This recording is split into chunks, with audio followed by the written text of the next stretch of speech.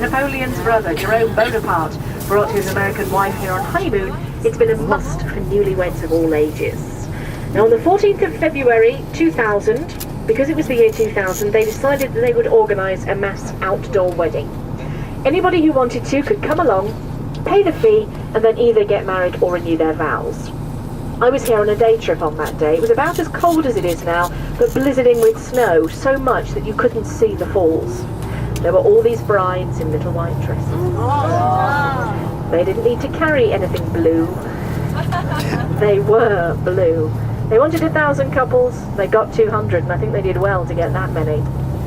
Just coming up to the right is something you probably wouldn't expect to see here. It's the 10,000 Buddha Temple for World Peace, built at a cost of $18 million. What? Inside, unfortunately, it's not yet completed because they've run out of money. Coming up ahead then, if you look over to the left, you can see the second of the three bridges here linking Canada and the US. This is the Whirlpool Rapids Bridge. The rapids are located down in the gorge here. It's a very, very dangerous stretch of white water, so much so that they don't allow canoeing, whitewater rafting, anything like that going on there. But that hasn't stopped somebody in their time making an unsuccessful attempt to swim the rapids.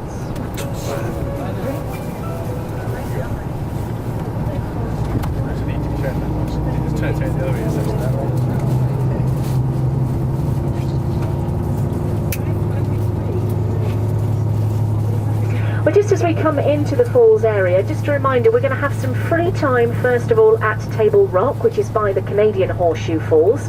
We're then going to take you to the area opposite the American Falls, which is kind of, much as I hate to say it, the touristy area. You'll find lots of waxwork museums there. A little bit tacky, you may think, or you may think otherwise. What we can do, as I mentioned earlier, for those of you who would like to, we can take you up the Skylon Tower. This will give you the same amount of free time at our first stop and an hour's free time at the second stop instead of a couple of hours. So if you want to stay warm and have a spectacular view, it is worth considering. The Skylon Tower is 500 feet high, but it's already on the top of the escarpment, so in total it stands 700 feet above the falls. You see in one view how the river comes down, is split and forms the two waterfalls. It is a spectacular view.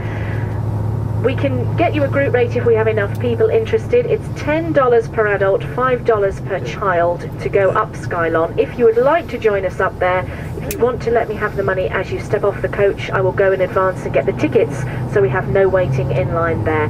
If you want to do the complete Niagara experience, it is worth considering, and we'll see Skylon Tower in just a moment or two. The main bridge between Canada and the US here at the falls is just through the trees on the left. That is Rainbow Bridge. If you look over to the left, you can see, oh my goodness, I can't believe the amount of ice in the river here. I've not seen it like this in 6 years. But the buildings there, that is Niagara Falls, New York State. So as soon as you cross the border, you're in New York State. It's also known as the Empire State, but you know